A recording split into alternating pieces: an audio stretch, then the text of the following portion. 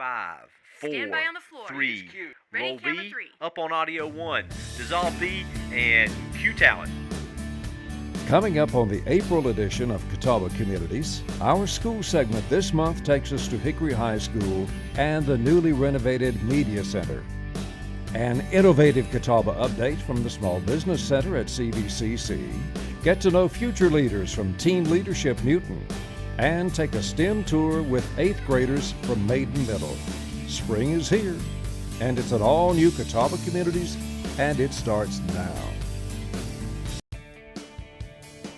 Catawba County has reclaimed the top ranking among all North Carolina counties in the amount of materials recycled per person, according to information released by the North Carolina Department of Environment and Natural Resources on March 6, 2014. A new contributing factor in the top ranking was the start of year-round collection of electronics and asphalt roofing shingles at the Blackburn landfill whenever the landfill is open. Catawba County ranked number 1 in the last fiscal year before a new solid waste franchise with Republic Services went into effect that added even more items to the list of materials that Catawba County citizens can recycle. The new franchise also introduced single-stream recycling, meaning customers no longer have to separate items for recycling. For more information on Catawba County's recycling programs, you may contact the county's Waste Reduction and Education Office at 828-465-8217 or Amanda K. at catawbacountync.gov.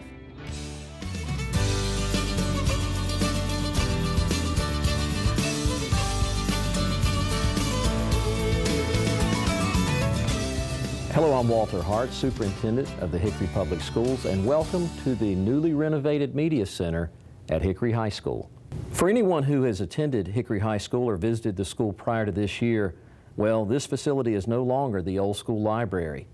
There are now 2 fully stocked computer labs, pub-style tables with outlets for all of your technical devices, relaxing booths for studying with classmates, projector screens, and oh yes, it's definitely wireless.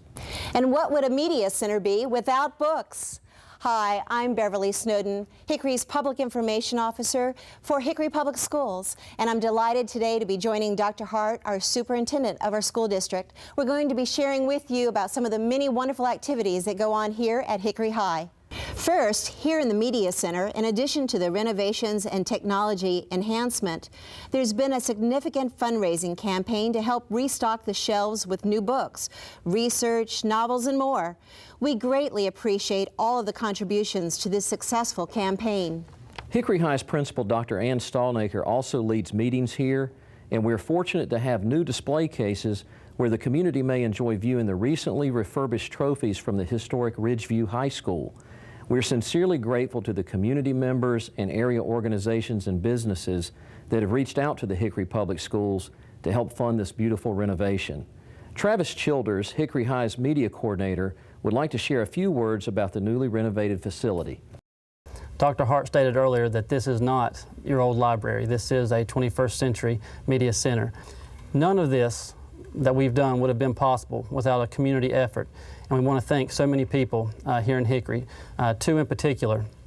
Angela Beaver Simmons for her and her family's financial donation to this project. The Beaver Family Foundation was instrumental in making this happen. Neil Orgain, who was a parent volunteer and our real leader, our head person on this project. Neil was always there to make sure everything that needed to be done got done, and we thank her for that. And just to the community of Hickory at large, we had so many businesses, organizations, and individuals who pitched in to help us make this happen through either volunteering labor, resources, or their time. And all of that was greatly appreciated. Thank you so much. Did you know that Hickory High School is the only high school in Catawba County that offers the International Baccalaureate program? This rigorous program is open to students from throughout Catawba County and is growing every year. The IB program is coordinated by Rachel Moyer here at Hickory High, who also serves as an English teacher. We have several instructors in the IB program who have received additional professional development and training for this program. One of our teachers is Melissa Sharp, who teaches math in the IB program. Melissa, tell us a little bit about the IB program and what sets this program apart from others.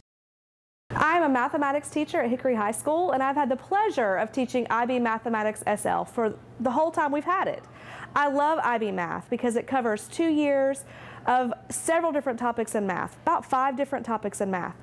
I've had so many students that go through my program and come back and say, Ms. Sharp, thank you so much, because I made an A in my first math class in college, and I was able to get a high GPA my first semester in college.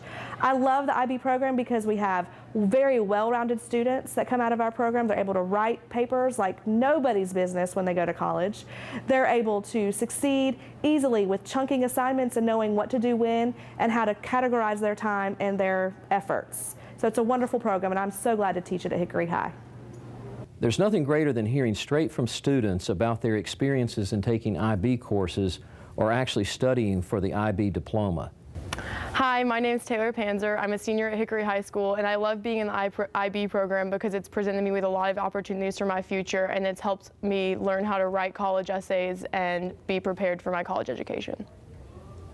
Hi, my name is Willard Diddy. I'm a senior at Hickory High School, and I've really enjoyed the IB program because it has enabled me to obtain a deeper knowledge through all the different subjects and topics I've taken. I've also become a better critical thinker because of it. We invite you to learn more about the IB program here at Hickory High. Additional details can be found on the Hickory High School website, linked through our district website at www.hickoryschools.net. A balanced education also includes the arts and athletics. At Hickory High, our Tornado Marching Band and choral groups have won numerous awards. They are constantly performing, traveling, and entertaining audiences from the football field to concert halls. We are fortunate to offer orchestra here at Hickory High. In fact, orchestra is offered at both of our feeder middle schools, Grandview Middle and Northview Middle. Hickory High is the only public high school in Catawba County that offers orchestra. Many of our students continue their studies in music following graduation. This spring season continues to be a busy one for the Tornado Athletic Department. Our fall and winter sports have been very successful, with our girls basketball competing in the state finals, and athletes representing every sport have achieved great success. David Kraft, the athletic director at Hickory High, is also our baseball coach. We congratulate Coach Kraft on coaching his 400th win here at Hickory High. That is quite an accomplishment. Congratulations.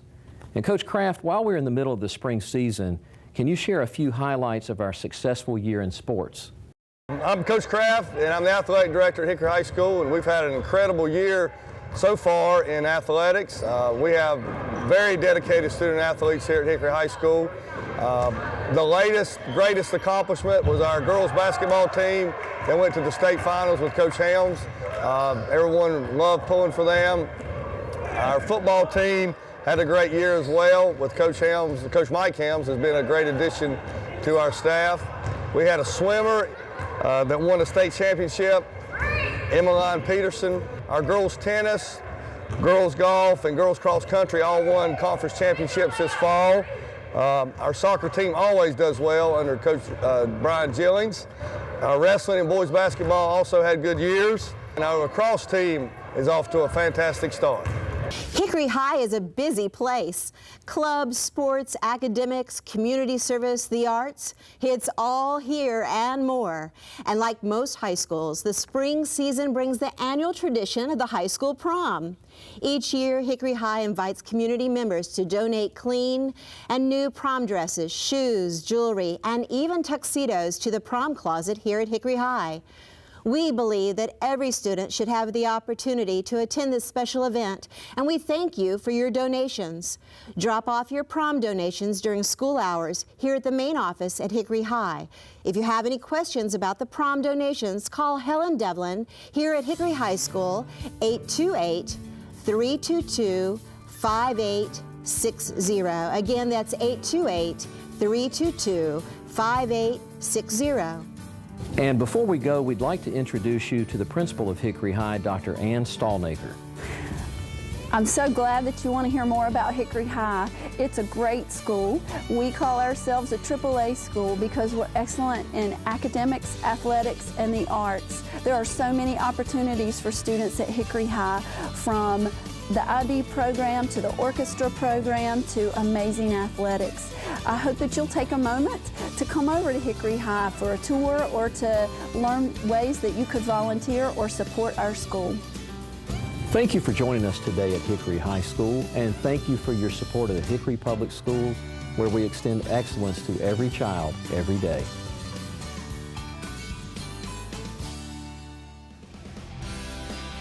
Summerscapes is an enrichment program held on the Catawba Valley Community College campus each summer for children ages 6 to 17 years of age. Over 70 classes are offered in a variety of subjects including arts and crafts, computers, math, science, and reading and writing enrichment. If you have any questions, please call at 828-327-7037, or you can email Sherry Toney at ctoney@cvcc.edu.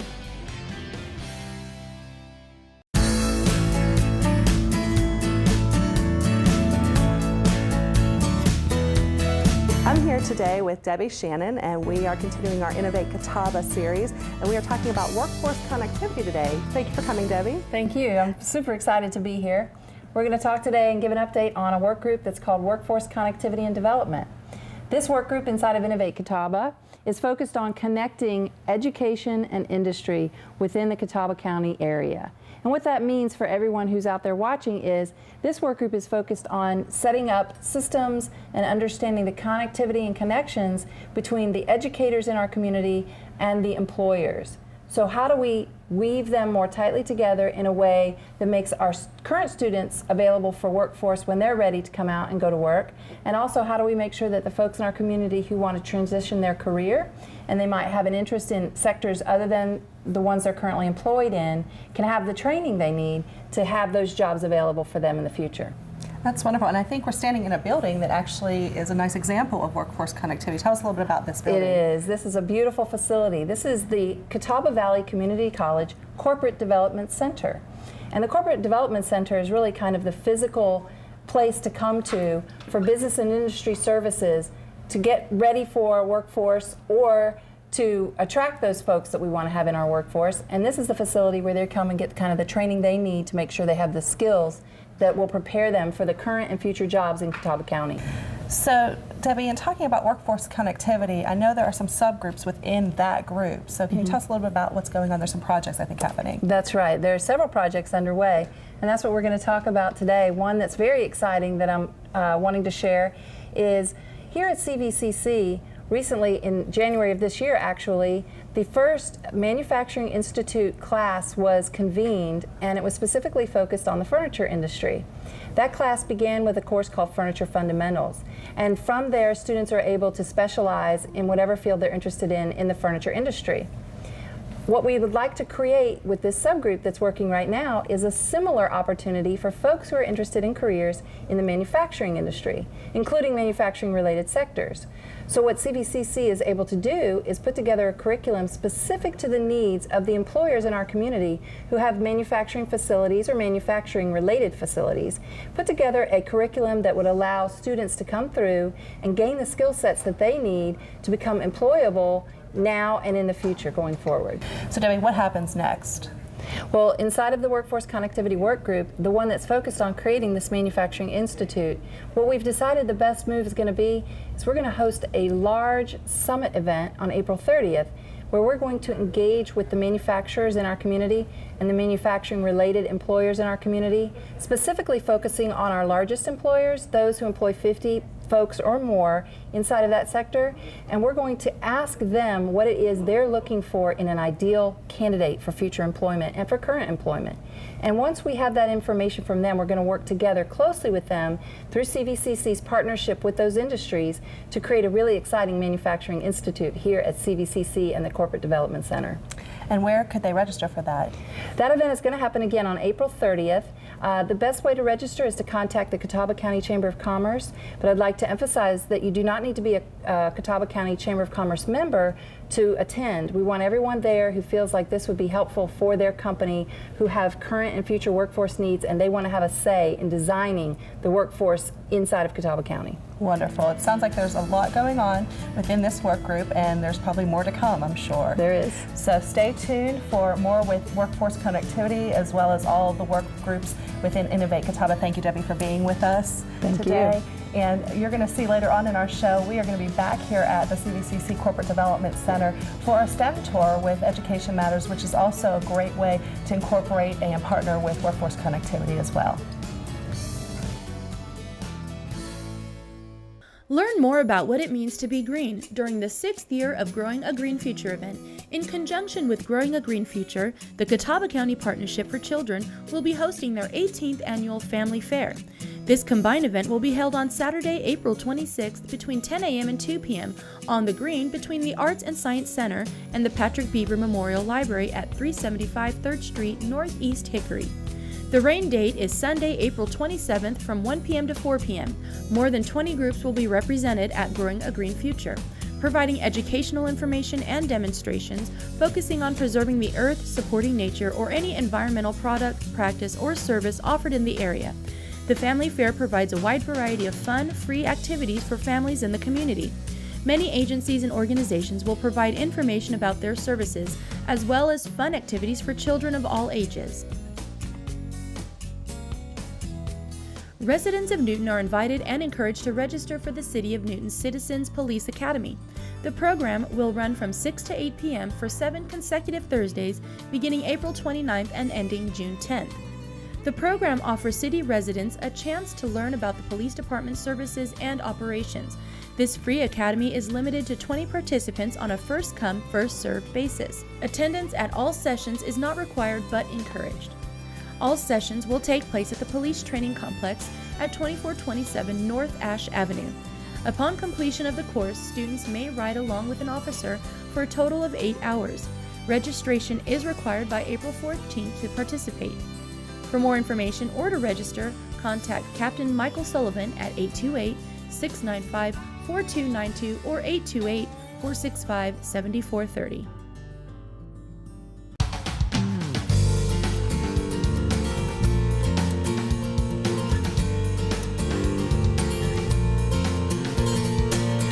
Hello and welcome to downtown Newton. We're here at the old post office playhouse today with our Teen Leadership Newton program. Each year, the City of Newton hosts 18 students from Newton Conover and Discovery High Schools. The program focuses on leadership qualities and aspects of being a leader in the hopes that these students will return to the community one day and serve as our governmental, business, and nonprofit leaders. Today we've been exploring businesses and local organizations. Right now we're at the old post office playhouse. Earlier we visited ZF Limforder and learned some more about what the German manufacturing company does. And later we'll be going to Two Pink Magnolias. Earlier this year, we also heard from Reverend Bob Silber from ETRI-CM, and we've also visited the corner table. So the students have had vast opportunities to explore the community and ways to become a leader. Now let's hear from some of our students about what they've learned during this program and what future leadership positions they'd like to hold. My name is Amy Gilbert and I attend Newton Conover High School and I'm in my junior year. I plan to attend college, and then after I graduate from college, I plan to come back to Newton and use my skills that I learned in college to go forth in my teaching career for Newton Conover High School. Being in this program, it teaches me how to become a leader, and it's very important in my teaching career to become a leader because obviously you're going to be leading many different students and even possibly your quad that you're in with different math classes, different English classes, different everything. So what I've taken out of this class is learning how to put forth the effort to become the strong, independent person, but also have the capability of working with other people, not just strictly by yourself. You have to be able to motivate your surroundings and also motivate yourself so you can get your job done and still go home with a smiling face. Hi, I'm Carly Krajak and I attend Discovery High School and I'm a junior. From community leaders here in Newton, I've heard that perseverance, patience, trust, and the ability to respect what the group has to say, the group that you're leading has to say, is very important because you can't go and dictate. You can't just be a dictator. Dictators and leaders are completely different things. Like, you need to get the opinion of everyone in the group in order to make a good point and a good decision. Honestly, I want to go into the film department and become a director. So I would love to just kind of oversee everything that's going on, kind of hear what the editor might say and hear what the actors would say, and just kind of oversee everything that's going on and try to meet everyone's needs and also come out with a really good product. My name is Katie South, and I am a junior at Newton Conover High School. I feel like community leaders are important because if the people in the community don't have someone to look up to or someone to follow, things could go very badly. I've learned that it takes a lot more than just the normal idea of leadership. You have to really be dedicated and worry about what others need more than just what you could achieve from it. And I think that will really help me benefit, and I can come back to Newton Conover and I can help the community instead of just going off to college and starting a family somewhere where maybe they already have leaders that are helping their community. Sounds like our students have learned a lot in the Teen Leadership Program this year. They'll be finishing up the program by giving presentations to the Newton City Council later this month. They'll be talking about sidewalk improvements, water treatment, and education improvements. Keep an eye out for these future leaders in Newton. If you'd like to learn more about the program, visit newtonnc.gov or call 695-4266. It's the first annual Town of Longview May Days Festival, Friday, May 2nd, featuring the band Chickweed, and Saturday, May 3rd, featuring the Fantastic Shakers at the Longview Recreation Center. Entertainment, food, crafts, amusement rides, and more, and it's all free. For more information, visit longview.nc.us.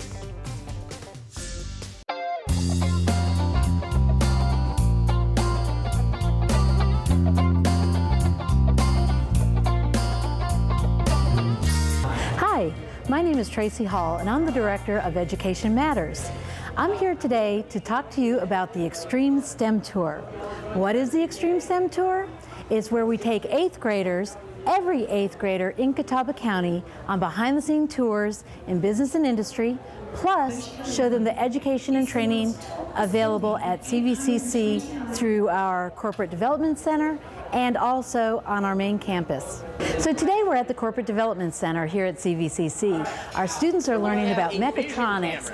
Duke Energy is showing them about nuclear engineering. They're getting to meet with the military to find out what kind of training is available. And also, we've got representatives here from the North Carolina Center for Engineering Technologies to learn how you can get an engineering degree right here in Catawba County.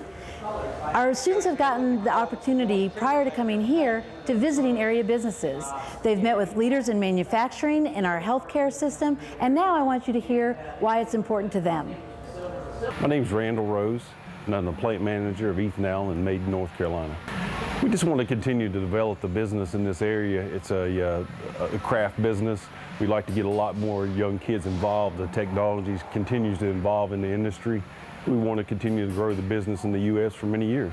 We have anything from craft positions, which is basically more of your incentive type upholstery jobs, anything down to CAD operators, to programmers. The preparation in high school, should be focused on, computer skills, English skills, anything that would pertain to the communication side of it. We're pretty much an international business at this point also, so good grades and a good strong background in technology would be great for us. And I'm Rich Ellis. I'm the Chief Operating Officer at Fry Regional Medical Center. We're extremely excited to be a part of the Extreme STEM Tour again this year. It's a great opportunity for us to collaborate with businesses and educators to get students exposed to science, technology, engineering, and math within a healthcare setting. It's a great opportunity for us to get them at that age and expose them to, again, the broad array of careers that are available within healthcare, anything from nursing to being a radiology technician to possibly becoming a physician or an advanced practice nurse. We have careers they can enter into right after high school, whether it's in environmental services or in dietary.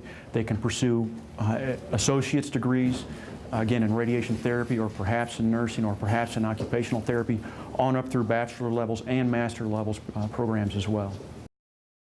Hello, I'm Kelly Groves. I work for Cooperative Extension here in Catawba County. Here at the Biodiesel Center today, we're talking about farming and the types of degrees that you may need in order to work here in the future. So degrees in things like genetics, plant breeding, agricultural science are going to be more important in the future as we move to grow more food on less land, but also as we start to explore ways to turn these traditional agriculture crops into fuels so that we can decrease our dependence on foreign oils and make more of our fuels here.